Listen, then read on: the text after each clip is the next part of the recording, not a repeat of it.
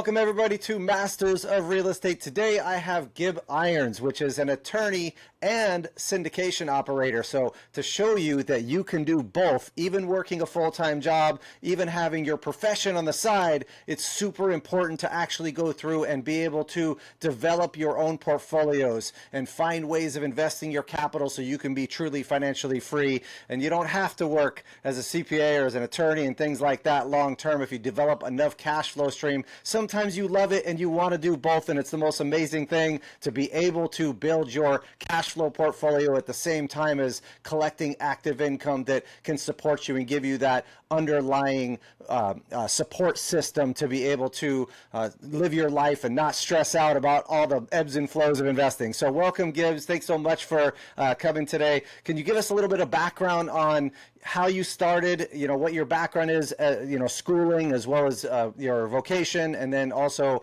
the investing side? Yeah, Matt. So first of all, thank you very much for having me.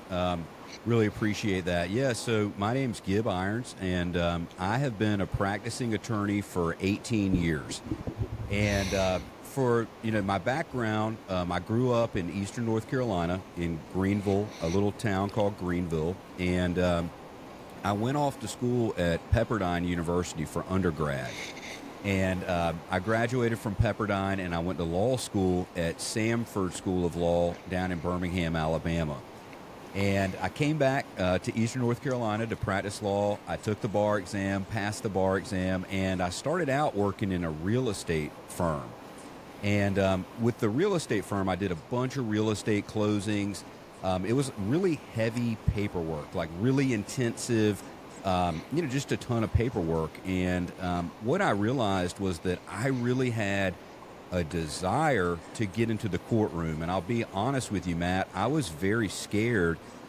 In law school, I was timid, and I was scared of being a trial lawyer. It seemed to me to be so much stress to think about, representing these clients and going into court and having to advocate for them. And so I was very, very afraid of that. But when I tried the transactional stuff, being a real estate attorney, I hated the fact that I never got to go to court. I never got to interact with the judges. And it was just, the paperwork was kind of boring and monotonous. And so I decided to lean into the thing I was scared of and try my hand at doing some trial work. And so I started out doing a little bit of family law about a year into practicing law, and I really found my niche. And so I've been practicing law now for 18 years, and I've had my own practice for 17. So I'm a business owner and an entrepreneur first, but my business just happens to be a law firm. And that's a pretty different mindset than most attorneys that you talk to. A lot of I would agree. Yeah, I mean, like you're a CPA, I'm an attorney. We both have that professional background, and a lot of our colleagues are very good technical attorneys or CPAs, but they're really not very good business people. And I've always loved the business side of things. But anyway, my trial practice just really picked up.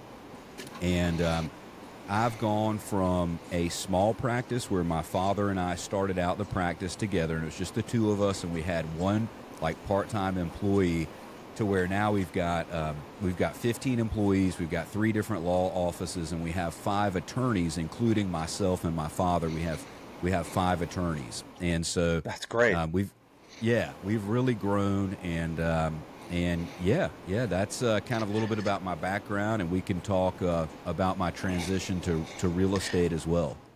It's really interesting. I remember the same pain that you went through on the paperwork side of things. It just wasn't my personality to sit there and do this monotonous stuff, because a lot of that is very monotonous. Even though you have to have a technical knowledge of the subject to be able to review those things and go through that, it's painful. I remember wanting to go to work or going to work and just wanting to cry because I'm like, I can't emotionally deal with this monotonous, boring stuff anymore, because it's too much check the box, go through provisions and, auditing and tax work, and I'm also helping the government, steal everybody's money or whatever, of course, doing taxes. So at the end of the day, I was in the same position though, where you realize, hey, this is not my personality. I want to go talk with people. I want to get out there. I want to have some excitement and things like that. And you're 100% correct when it comes to that technical knowledge versus the entrepreneur and business owner knowledge. I remember quitting my CPA firm back in 2006 and then going out and thinking that I was a great business owner because my bookkeeping was done and up to par and everything was perfect on that side. Didn't matter what the bottom line looked like. I thought I was like, oh, I'm doing a good job, you know? And at the end of the day, you realize that technical knowledge does not transfer into that entrepreneurship. And you learn that through trials and tribulations and pushing through and overcoming adversity as you run a business and try and get punched in the face over and over again until you learn your lessons the hard way. Maybe getting some extra outside help and coaching and stuff like that will help those things. But it's interesting because that is a trained knowledge that takes a long time to develop on the entrepreneur side. And you know, we're still both learning. We're still all learning out there and finding new ways of doing business and new strategies. And with technology changing now the way it is, it's really interesting how we have to stick and move, I'll call it, with the changes that are happening at all times in order to keep up with the changing technology, with the changing world out there. So I can appreciate the differences between the two, and anybody can gain that knowledge and gain that, but that understanding. But at the same time, it takes some pain to get there, right? You're going to have to push through it. So it sure does. It sure does, Matt. You know, one thing that I did early on in my legal career, which I think is really interesting, is I did take on a coach, and I've been working with the same coach for over a decade. And that coach basically convinced me that I should try to charge the maximum amount that I could for my services. And so I've always been one of the most expensive attorneys in town. And, you know, we're always trying to be one of the most expensive attorneys with the goal of limiting the number of cases that we have and being able to really provide a premium service. And so just that one tweak of the way we did things, you know, increasing our hourly rates from like 200 to 250 to 300 to 350, and now we're up to like 450 an hour, which is a lot for Eastern North Carolina. That in and of itself allows us to give a premium level of service because it's going to cut our client base in about half. And what I see is I see a ton of attorneys running around. They've got way too many clients, they're overworked, and they're underpaid, and they burn out. And so one of the best ways to really be efficient with my time is to have higher rates and you know, make sure you charge what you're worth and you get paid what you're worth. And that's been a game changer for me. I think a lot of people are concerned more about what the client is going to be happy or not with billing time and hours, which is of course important. But if you're looking at your business, it's your time that's the most valuable thing. And a lot of people don't actually put enough actual emphasis and importance on their own time, or they don't feel like they deserve it, and everybody deserves to be free. And it's the smart business decision, because if you double your billing rate and get half the clients, you're doing half the work. That's huge. The most important thing out there is time, and you don't get that back. And so it's really key. And I think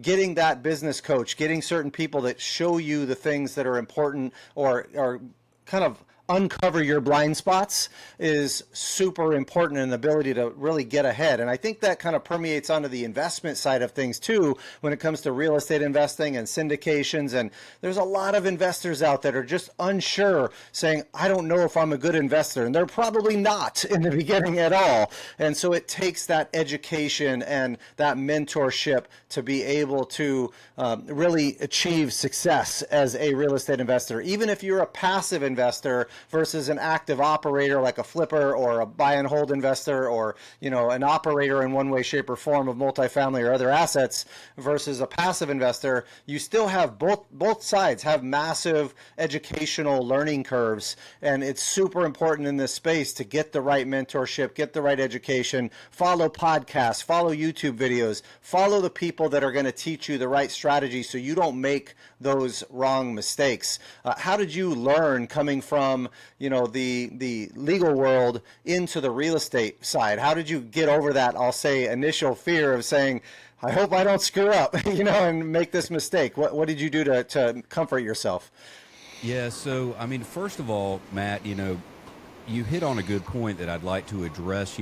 I had a rock solid foundation at my law firm, and so that business is so refined, and we've got so many great people working there that it allows me to step away from the business and study something else. Like the only reason I had time to invest in figuring out how to underwrite deals and how to source good real estate opportunities was because the law firm was a finely tuned machine, and it was functioning at a really high capacity because I've been working on it for almost 20 years. Right. You set the right foundation there for that business so that you could step away and had the possibility of doing that and focusing on something new then.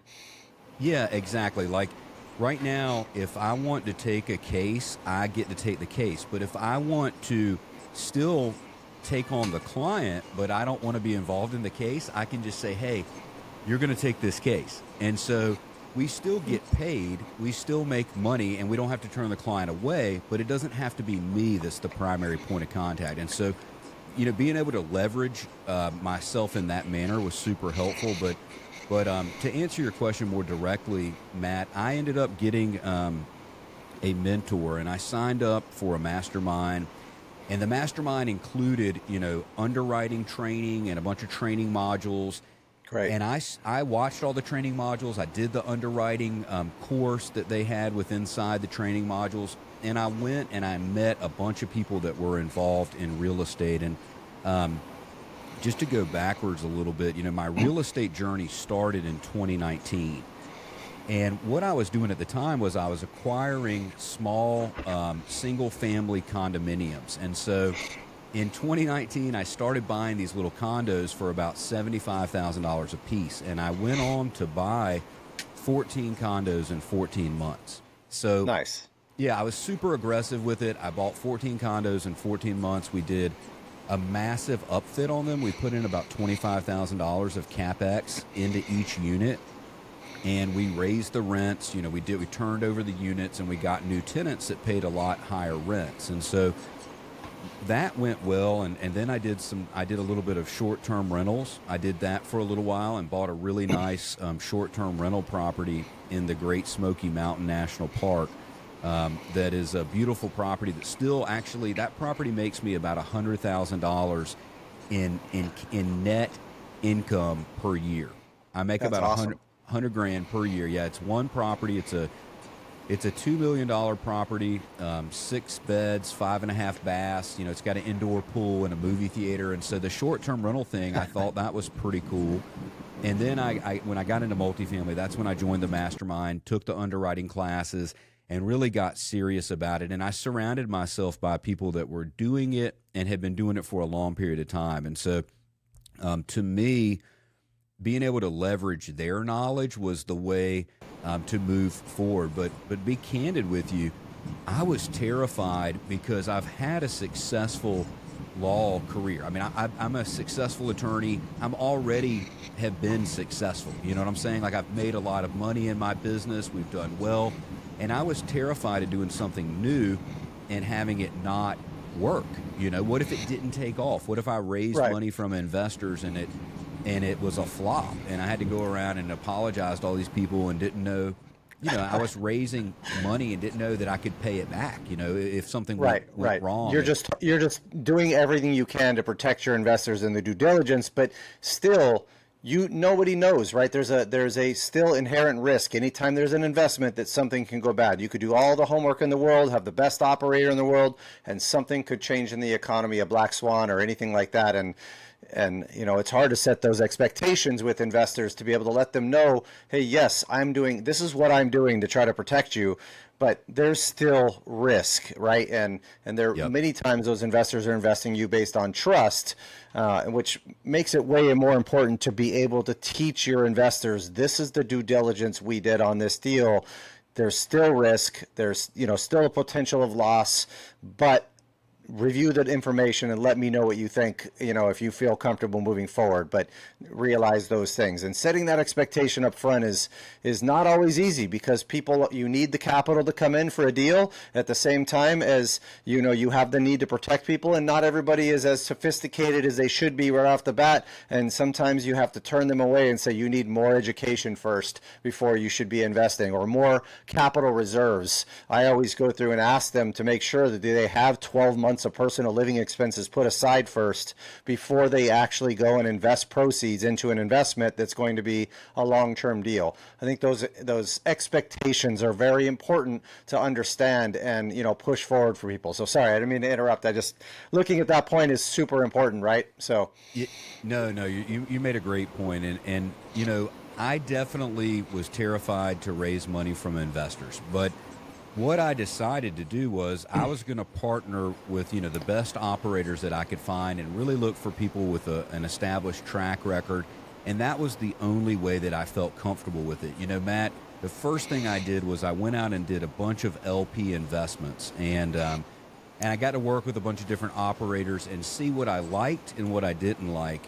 And, it's kind of crazy, but I bet I deployed, I think I invested about $1.5 million in a period of 18 months of my own money, into multifamily deals. And so I got to see the good, the bad, and the ugly. I don't have any deals right now that have had capital calls or that have gone upside down, where we've lost our money or anything. But right. I do have some deals where, I invested almost 2 years ago, and I still haven't seen a single cash flow distribution 24 months later. And so, I think that experience of working with a bunch of different operators and seeing that made me decide, okay, these are the people I feel comfortable with and I want to work with and I want to raise money with. And then these are the people that I don't want to work with. And so I think that was critical, to be an LP first and invest with a bunch of different operators and see what I liked and did not like about the way they did business. Yeah, I think it's really important that due diligence on the operator is the most important thing, and understanding the risks of the deal, right? Understanding that, hey, we went from a low interest rate environment to a high interest rate environment quickly, and there's a lot of short-term debt out there or bridge financing to get construction done with the expectation of refinancing afterwards. And many times in that situation, when the interest rates rise, you're not going to get the same cash out proceeds that you expected, or any proceeds, and you may have to put more capital in to be able to refinance, which is a lot of what we're seeing happening, of course, across the board in the multifamily space. And as interest rates go down a little bit, hopefully we'll see what happens in, with the next Fed meeting and everything. But if those things continue to reduce, then it will help that space significantly as well. But then there's, of course, problems with that, with more inflation and more issues on that side. They're kind of caught in a catch-22 of, crashing the economy on one side, or different segments, and versus the inflation aspect of things on the other side of things. And so it's hard to determine what those risks are, and they're very much determined by the market. But the operator many times will see those risks. Sometimes it's hard. Nobody expects an interest rate environment to change so rapidly over a short period of time. That particular risk was a hard one. Some people may have seen it coming because they've been around for a while and stuff like that. But other people understand that, hey, this was what was happening a lot. And now we have, I think it's something like 80% of the loans coming due that are bridge loans in the next few years, which is a big distress signal. We'll see if the banks work these things out and come up with these issues. But understanding your debt stack, your capital reserves, how much construction costs are going into a project, your team and who's working on the deal, the markets you're in and the demographics on the deal, all these different segments are, of course, key to analyzing what your risk is. And so, like you're saying with your mentor, you probably got a lot of education, and doing that along with the mastermind that you joined to massively increase your education across the board very quickly on what homework to do in the first place. And once you do that homework, you feel a lot better and a lot more comfortable when you're like, we have a 200-point due diligence checklist. If I go through that whole thing, I'm like, okay, this is either really gold or no, I just painted the picture exactly and I'm not going to invest in that deal, right? So, Yeah, no, I totally agree. I think, for me, I invested with, as an LP, with certain operators that they closed their deal on time. They paid out their cash flow distributions on time, like clockwork. And it's very reassuring when you see those cash flow distributions hitting your bank account every month. This particular operator did monthly distributions and monthly reporting. And so I felt like the level of communication was totally white glove. It was a lot like going to buy a custom tailored suit. They treated me differently because of the way, what my concerns were, and they addressed my concerns and communicated with me in the manner that I wanted to be communicated with. And so, to me, that's a game changer. And it's really scary when you don't get reporting from an operator. Like, if you have invested money with an operator and you don't get any kind of reporting, I think that the human nature or tendency is to think, oh no, something is really wrong. Like, just right. the fact that I haven't heard anything, like almost with some operators, I would almost rather get some bad news from them just so that I know that they're still over there and that They're my working money, on it. Right. exactly, They're trying. Right. exactly, They're not gone. yeah, I had an investment in Dallas, Texas. It was 344 units. It was a 1970s vintage property, and we had one of the buildings catch on fire, and we lost like 34 units to the fire. So it was a massive problem. But honestly, it was reassuring to me the way the sponsor handled that loss and the way that they communicated it. And they were constantly telling us, okay, this is what we've lost. We've had all these tenants are displaced. We're not going to have rent coming in for that, but we filed an insurance claim and we're going to get these units rehabbed and have them back online. After that process was over, we immediately went back to really high occupancy again, and I'm now more impressed with that operator than I would have been had we not had a building burned down. It really shows you the strength and who the operator is, what they do in face of adversity, right? And I think over communicating when there's adversity is the most important trait of an operator, and giving a significant amount of documentation, plans for the future, risk mitigation things, where the math is laying out, all of those things that you talked about, saying, hey, we're going to have an insurance claim for this and we're going to recover all of these funds or a giant chunk of these funds. And by the way, we're going to have loss of rents coverage as well for part of that stuff to be able to cover some of those things. In the meantime, we're going to hold off on distributions just to make sure that we have enough capital for this to be on a safety side. But being able to document step by step by step and make it super clear for your investors is very, very important, even if only a quarter of them watch the report and read it in the first place. But at the same time, I find as well sometimes doing videos and that kind of stuff will help with engagement with some of your investors, because you really do want your investors to know exactly what's occurring. We've even gone so far as to have face-to-face Zoom meetings or do a live webinar on that deal for people to be able to get their Q&A answered and record those things and send them out to the rest of the audience if there's a headache with the project, right? We've flipped 1,000 houses now. We have raised over $150 million. You think there hasn't been problems and headaches to deal with consistently? It's just part of life. What's awesome about it, though, is by dealing with so many problems, and honestly, me losing everything in 2008 when the market crashed, thinking I was great, and then realizing my ego, got destroyed at that time. And by going through that, a lot of these trials and tribulations that you go through in real estate now, you can kind of wipe off your shoulder, right? It not that emotionally trying, where you're saying immediately, what's the next logical step to solve the problem, instead of letting your emotions get a hold of you in that kind of situation. And when an operator can think on those terms, they're thinking of solutions versus focusing on the problem. It's just human nature as a whole, right? So at the end of the day, if you find operators like that have gone through that trial and tribulation that you're talking about on a big fire, a big issue that occurs like that, it really does show you a lot about their character when they step up and do the right thing and take care of it, even if they got to put put extra capital in themselves or something like that to deal with. So that's exactly who you're looking for when you're dealing with operators, is a type of person that's going to have that kind of character and over communicate and help when there is an issue, because there will be an issue at some point. It's not a matter of if, it's when, right? So if you're doing enough volume, especially at $1.5 million over 18 months, that's awesome. Yeah, I mean, I'm that's kind of always been my personality, is like I pick up on something and I go with it 110%. And so I think I'm an extremist. I mean, I'm an extremist in certain ways. Like, if I'm going to try a case, I want to try the hell out of it. I want to study hundreds of hours and prepare all my examinations of all the witnesses, and I want to rehearse them, and I want to revise them, and I want to finesse them.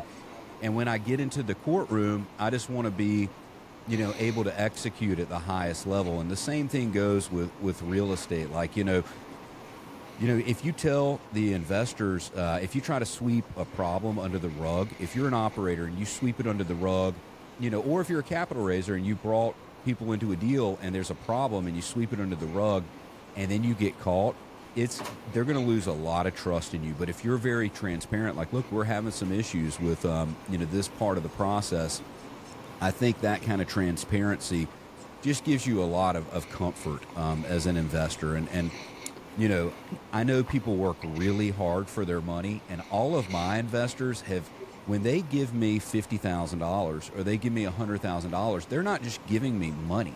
They are giving me money that they have earned because they've traded, time for money, and they've put all this time, all this time and energy into getting this money. And so to me, it's a very, very serious commitment. And I know you feel the same way. Like, taking over that fiduciary duty for the investors is just a huge commitment that right, has to be taken seriously. You realize you're utilizing and helping them invest their capital, but their capital is technically hours of their life that they earned over a period of time, that if you lose that, then you're taking away those hours. And it's super important to focus and understand that. It gives you the respect for the capital, especially when you know how important your time is to you. That's time away from kids. That's time away from other family. That's time away from their personal lives that, they spent sacrificing for those funds. So there is emotion attached to those funds. And I think if they do the right homework up front, and you do your job as an operator to try to teach them everything you can about the homework that was done correctly and all that, it really, when there is a problem that comes up, it calms them and makes them understand how their real position is. For example, I'm a limited partner in a deal where I'm not active operator, I'm just a passive investor in it, and it stopped paying distributions just because of issues that were happening with capital and stuff like that.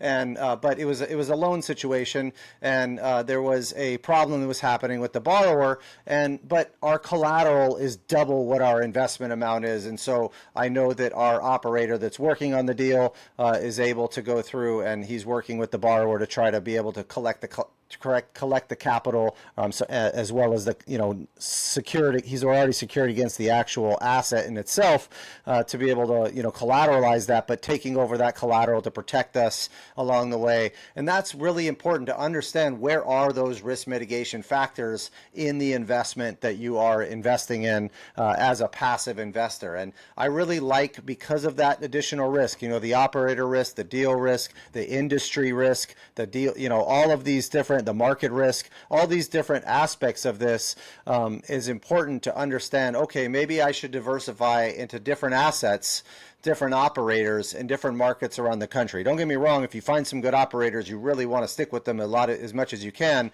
but people pass away, people lose family, people have problems in their lives. There's things that you can't help that happen with an operator sometimes. And so being diversified into multiple operators and multiple asset classes and markets really does give you that kind of comfort level to be able to, not worry if one person bounces out of the country on you, or, has a problem with a deal or whatever it is, to know that you're not losing all of your nest egg. You have some diversity there in these different industries and assets.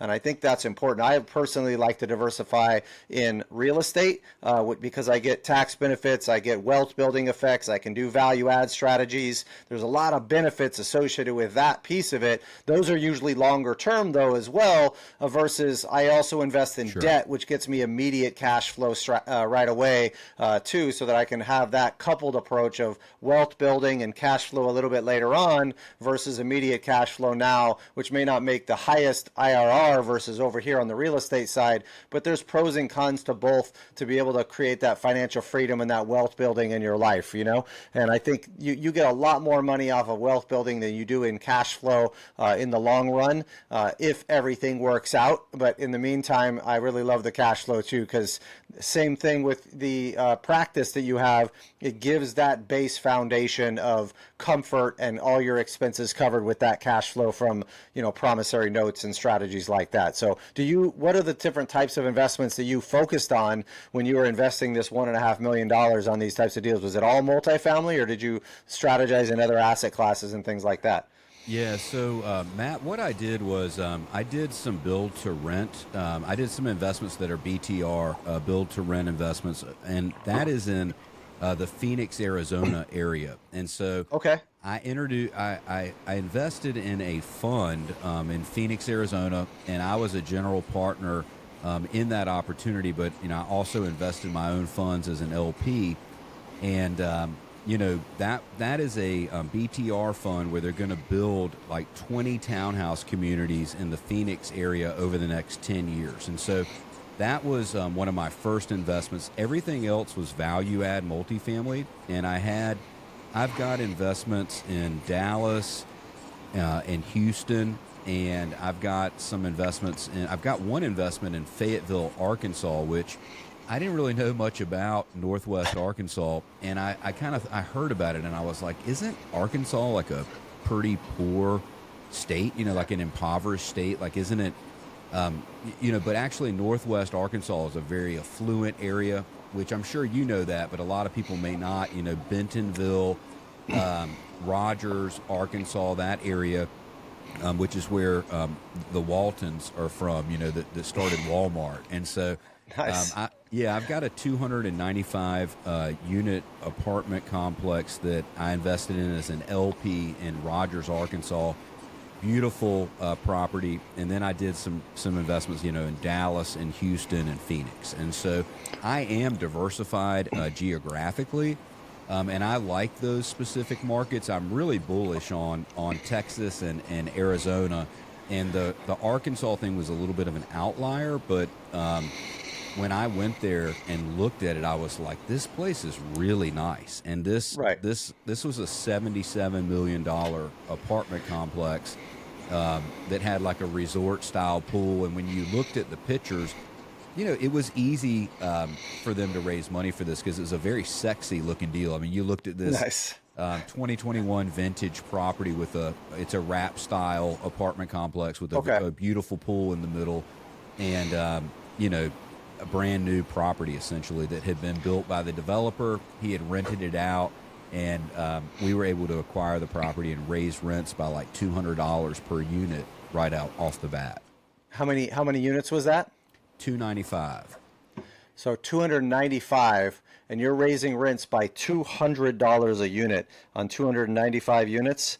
So you're talking about, you know, 59, what was that, 200 times 299, you're looking at $60,000 almost on a monthly basis, per month, being able to raise that times 12 months. And in that market, if you're at like call it a 7 cap or something like that, for example, you're talking about an increase in value of $10 million or close to it with regard to the revenue increase. And that's what's really cool about, you know, value add multifamily, value add, you know, assets like this, is that you can force appreciation. You can find units that need renovation that also have, you know, are under market rent. And yes, that all that 10 million is not, you know, free money. You might have to put CapEx and, you know, capital expenditures to renovate those units, but it's not anywhere near $10 million for that. And if you look at the actual structure of those deals, you're literally forcing wealth increase from doing these strategies, which is really, really cool. And the fact that you can invest in different markets of the country now, back in 2006, it was a little harder, but yeah, I was still doing it. Yeah, I started out in Memphis, Tennessee, and Atlanta, Georgia, and Indianapolis, Indiana, and we did market analysis in a lot of the different markets around the country for the right rent to price ratios and, the right stability during market volatility. And, on average, going up in value by like 4% a year, going down in value by 4% a year, depending on what direction the market was in at the time. And you can more count on rents in some of these markets. So you don't have to invest. In the market you live in, I live in Southern California, and, I call it communism in California over here. So, but at the end of the day, I invest in the places that make sense and look at the demographics. Arizona and Texas, huge population increases and things like that in those markets, which make it viable and a lot of demand in those particular areas for growth and the ability to be able to add more value, increase rents, and things like that in those particular markets. Last year we bought a mobile home park in Topeka, Kansas. It's 172 units with 52 vacant slabs, and at the end of the day, after adding all 52 units to vacant slabs and renovating some down units, we're looking at about a 13.8% cap rate on our cost, which is great because market cap rates are like 7 or 6 in some of these areas for this size of unit right now. And so being able to massively increase the value like that gives you a significant amount of equity protection for any potential downside risk of the market. So if we slide from a 6 cap to an 8 cap on exit, which is actually what we underwrote at, saying pretend like the market crashes and we are going to sell at an 8 cap, and pretend like our refinance interest rate is bumped to 9, then in that case we are mitigating risk of rate increases, of crashes in the market and things like that within our financial calculations. So if those don't happen, we hit home runs for our investors and they're super happy. Some deals are not strong enough to have that kind of massive switch in risk mitigation in your projections. You have to be a little less conservative in order for the numbers to pencil, because normally it might be more reasonable to say it might be at a 7.5 cap, or maybe instead of an 8 on exit, or an 8.5% rate instead of 9. But we got the swing from the fences, and the numbers still worked out really well and were appealing. So you might as well under promise and over deliver, so that if things do happen, when surprises come up, then you got some buffer room and stuff like that, and not so stressed out that you're not going to hit projections. Yeah, no, I love that. I shared with you earlier, I live in Greenville, North Carolina. And so you and I are like on the opposite sides of the country, right? Yeah. I'm on the East Coast, you're on the West Coast, but I started buying in Greenville, and that was in 2019 and 2020. And, somebody asked me yesterday, they said, how have those investments panned out? And Matt, even though I'm not acquiring any other properties in Greenville, and I don't plan to invest any more money in Greenville right now at this very moment, I happen to get very lucky on the market timing. And so I bought those units for like $75,000 each. I did about $25,000 of CapEx. And so I've got a cost basis of $100,000. And I could turn around and sell every one of those units for $175 today. So I actually had an amazing return on investment. But candidly, between you and I and the listeners, it was by sheer luck and market timing, because I had no idea what I was doing. I was like, hey, I can acquire these little condos for like 10% down, maybe 15% down. I think I paid about 15% down on most of them. And it was such a small amount of money, 15% of $75,000. I could scrounge that up, in a month. I could work really hard at the law firm, stack some cash, and then buy one a month, basically, with the money I was making at the law firm. And so just by sheer luck, those turned out to be great investments. But right now, if I was trying to replicate that same thing, I couldn't buy those units for anywhere near that amount. And if you got in now, you might actually, I mean, I doubt it, but you might actually lose money if the market takes some crazy turn and you buy at the peak, because right now the prices are just insane. And so, I think it's yeah. important to make sure you have low leverage at the moment, or at least a little bit of extra equity, a little bit more cash flow buffer on your numbers to make sure you're protected there and your investors are protected there for sure. And it's kind of funny, you talk about these deals and the luck aspect. The very first deal I ever had, I bought a single family home in Washington, in Cheney, Washington. Had no idea that it snowed there at all and was like lost and didn't realize that. And a whole new level of learning curve about the repairs that occur in a wetter climate and versus Southern California that I didn't even think about those risks. And it was negative cash flow, $500 a month. And I thought, oh, I'll just hold on to this and keep paying the 500. And as long as I can hold on, then the property value will go up and the rents will go up over time and I'll be okay, which may have happened. At the same time, I bought that in like 2005, and that was not a smart move at the time. And, but it enables you through going through those learning curves to buy much better deals. I remember buying a deal in 2012. It was a $100,000 market value property that needed $5,000 worth of work. And I bought it for $30,000 with 10% down and seller financing from the bank at 7% interest only for 10 years. And at that point, they also gave me a $3,000 repair credit. So I literally put my $3,000 down, another basically the $5,000 in closing costs, and I was able to hold this and get this $100,000 house that rented for about $950 to $1,000 a month at the time on this really low payment, all because I understood now how to find the deals, how to market them, how to analyze them, how to know what the values are in these properties as well. And it takes that learning curve and that time to know how to break down the math, unless you got a mentor that teaches you this up front, which is always better to stop these problems from occurring. So it's really refreshing to see other people getting lucky like this too, and finding these newer deals when they're first starting out in these deals. So so what are you working on right now, Gib, that you are focused on? Is it primarily the multifamily space still? Is that what your kind of bread and butter is?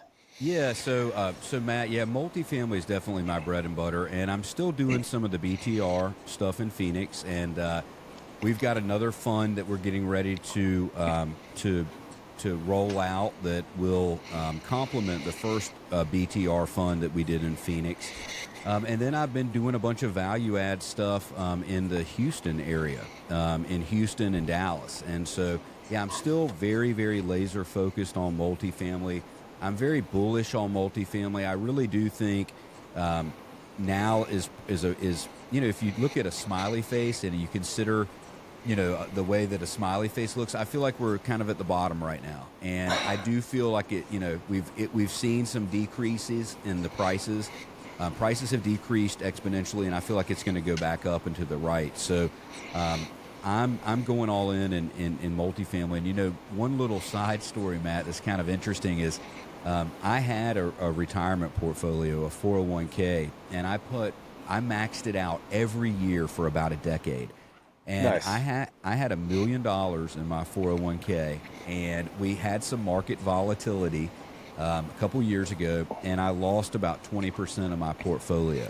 And I didn't panic because it was a 401k, and I know I can't touch it, until I'm, retirement age. Right. But what I did was I sat there and I waited until it went back up to to where I only had a 10% haircut. So I took a 20% haircut, but waited to get out until it went back up to at about 90%. And at that point, I withdrew all the money in my 401k, and I did redeploy those funds into multifamily. And that's how I was able to do the $1.5 million in such a short period of time. But and I think that's a misconception too. A lot of people, think, hey, you got to invest in stocks and bonds and mutual funds and things like that. That's the traditional way of thinking, right? Inside of a 401k. And a lot of people don't realize that they can withdraw funds early with the 72T distribution. They can actually go through and invest right inside their 401k into real estate, into, other assets, into promissory notes, into property, all these different things. And, there's some taxes you got to be careful of unrelated business income tax, as well as the debt financed income tax that you want to be careful of inside IRAs versus 401ks. But it's a great strategy to use to build your own cash flow stream inside your retirement account. And, we sold a ton of properties to people's 401ks with, 20, 30, 40% down with a 15-year fully amortized loan, so that at the end of the 15 years, those people have free and clear properties inside their retirement account and can live off of the principal. We called it the OCG retirement program, of course, in the marketing. But it was really awesome because a lot of people were able to buy properties, and because we were able to provide the financing, people can actually utilize that inside their own 401k plan. So, and people can invest in multifamilies, they can invest in notes, they can invest in all different types of asset classes other than life insurance and collectibles or commingling with their personal funds and things like that. Those are the things you can't do. But it's pretty, it's really cool because so many people don't know that this is even available in the first place. Yeah, and for me, it was interesting because I had found this charitable giving strategy that would allow me to get a 5x valuation on my contribution. So I made a donation to a charity. They created a product or service, and they sold it off at a 5x valuation. And so I actually took the money out of my 401k, took the tax hit, paid the penalty, and had the taxes, coming to me, the gains. But I was able to offset them with a charitable giving strategy so that I basically just had to pay the penalty, which is 10%, which is really not a lot. When you think about, I'm 45 years old. I now have that money in cash. And I had to take a 10% haircut on it. But I was able to basically eliminate all the tax that came to me, which was, ordinary income tax, by using charitable giving strategies and depreciation from other properties, basically offset that tax completely, which was a pretty cool maneuver. It's genius when you start thinking about there's a million ways to mitigate taxes. There's not just one way. And the general public typically doesn't go do the right tax planning and things like that around their financial situation. If you're working so hard to build your cash flow streams and become financially free, your taxes are one of your biggest hits. And so if you can find ways to mitigate these taxes, and there's so many strategies from installment sales, cost segregation deductions, charitable giving strategies, trust strategies, there's all different types of investments out there that can create big actual tax deductions and things like that as well, that can actually massively make it so you don't pay taxes every single year on all your stuff. And if I can find a way to move out of California, I'll get rid of about $2,800 fees every year too. So I can probably pay for my housing with what I spend in LLC fees here in Southern California. So, but the weather is amazing, and it's really hard to beat that. And I can't get away from the Mexican food out here. That's just, white boy from Southern California loves the Mexican food out here. It's insanely good. So I don't think I can move because I've tried that in different states and it's just not the same. So well, I told you, I went to school at Pepperdine in Southern California, in Malibu. Yes. And I really have an affinity for Southern California. I love it. I love LA and San Diego, and I love just how beautiful the place is. I mean, I remember sunny days every single day. And then here in eastern North Carolina, I think we have had more rain over the past month than probably, you see in multiple, I bet in a 10-year span in California, you probably don't get as much rain as we got just within the past month. I mean, we have gotten absolutely decimated with rain. We had a tropical storm come through here about a week ago. We've got another one coming, and we're going to get some surf actually with this new tropical storm this coming weekend. The surf's supposed to be great, but nice. Yeah, I love the weather in Southern California, and the Mexican food is pretty awesome too. Fun fact, when it actually rains out here, the freeways are empty because everybody thinks it's the end of the world because it's happened to be raining in California. So anyways, well, thank you so much, Gib. This has been an awesome episode. And how can people get in touch with you if they want to reach you and, talk about some of the investments or just get to know you a little bit and follow some of your work? Because I know you got some great content you come out with and a lot of great education. Yeah, Matt. So the best thing for them to do is to go to my website, which is ironsequity.com. And they can reach out to me there. There's a contact us form on the website. And, I'd love to speak to any of the audience that wants to talk about investing or anything else that we've discussed on the podcast. I really appreciate you having me on. No problem at all. And if anybody wants that due diligence checklist I was talking about, you can go to my website at MathewOwens.com with one T, and Mathew, my parents could not spell. So, of course, I say it's with one T.